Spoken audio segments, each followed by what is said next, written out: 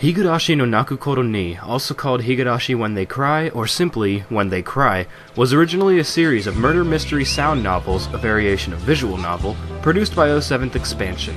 The first of these games was released on August 10th, 2002, and since then the series has been adapted into a manga, light novels, and even an anime.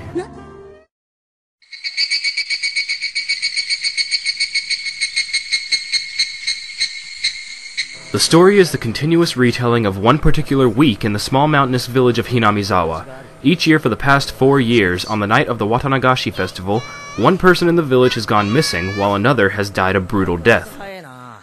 This reoccurring phenomenon has come to be called the Shrine God's Curse by some of the locals, and this week that's repeatedly told throughout the show takes place during the next of these haunting celebrations, as we see a young group of friends dealing with the torment brought on by the strange and terrifying phenomena. Some of you out there might have shouted spoilers when I mentioned that this show takes place during a repeating week. While yes, that is a major part of the show's plot, I believe that the show holds enough mystery and suspense without the additional confusion brought in by the multiple retellings. I've seen forum pages where people were confused about the plot until someone had pointed out that it is a reoccurring timeline, and so I just wanted to clear up that little bit of confusion any of you might have if you wanted to check out the show.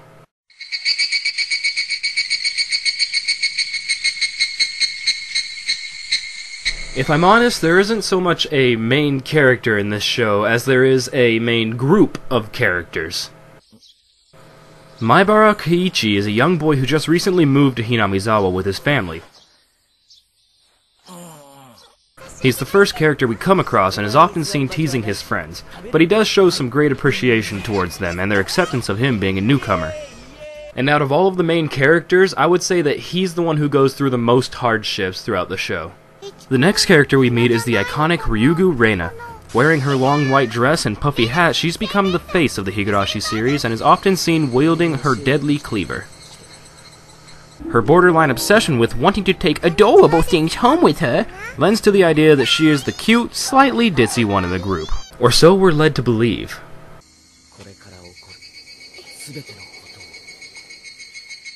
Next up is Sonozaki Mion. She's the fun older girl who's always teasing Keiichi every chance she gets.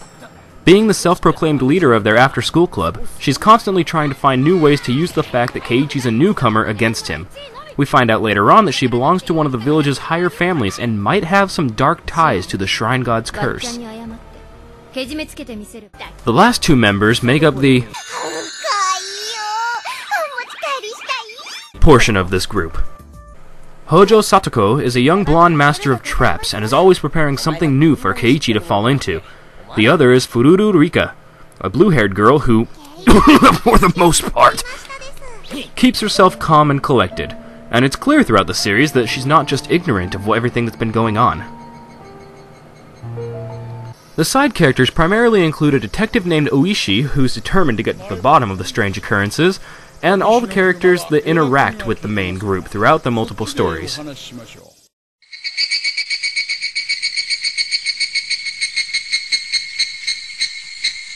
The animation for this show follows a sort of pattern of being nothing special until something special starts to happen.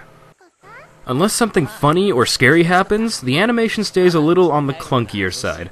But rest assured, you'll get some super bubbly, wobbly characters during the humorous moments, and some real intense actions during the darker scenes. The character designs are really unique, but almost in a stereotypical sort of way. Not that it's a bad thing, but it's pretty obvious that these characters came out of a visual novel. We have the adorable little sister characters, the older and more pronounced possible romance interest, the quirky girl next door, and the main guy who's thrown into the bunch. The audio for this show is fantastic.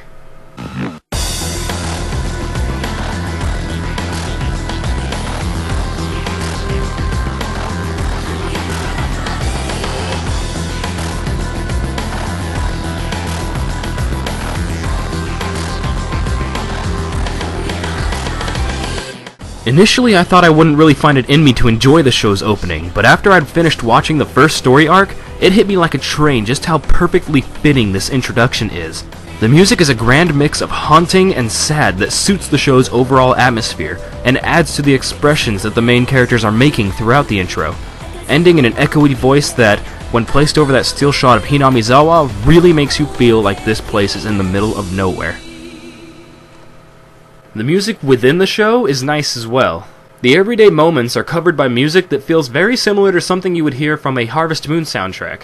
But one thing Higurashi does really well that stands out to me is that it knows when there should not be any music. During a lot of the horrific scenes in the show, you're not hearing any staccato or typical music you'd normally hear in horror movies. Instead, you're left simply with the sound of a baseball bat hitting a body, a cleaver chopping down on its victim, and the ambient noises like rain and the chirping of cicadas are the only background noise you'll get to cover the screams.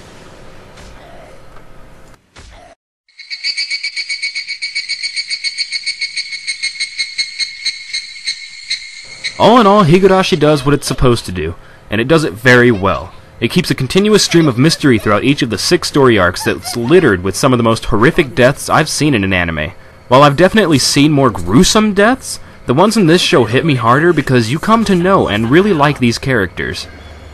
And it doesn't help that they're all drawn to be really adorable. I'd recommend this anime to anyone who can stomach it. The deaths do get really graphic and disturbing, and of course will not be for everyone. Hell, I've been watching gruesome horror flicks since I was a kid, and there were even some scenes in this show that shook me up a little bit. The only downsides I saw with this show are the occasional stiffness in animation, and the fact that you get the very first clue about the Shrine God's curse at the end of the series, meaning you have to wait for Season 2 to find out more. However, that is in keeping with the style of the video games, which would release a game part called the Question Arc, and then a game part called the Answer Arc that would answer the mystery of the Question Arc. So that complaint gets a free pass from me. Unfortunately, due to licensing losses, there's no legal streaming that I'm aware of for this show other than Amazon Instant Video, which only contains the horrendous English dub. It's even rumored that the English dub is the reason why the license wasn't kept up. It's so bad. And the cheapest I've been able to find the DVDs for sale are ranging around the $200 area. So I can't honestly give you a recommended way of viewing this show.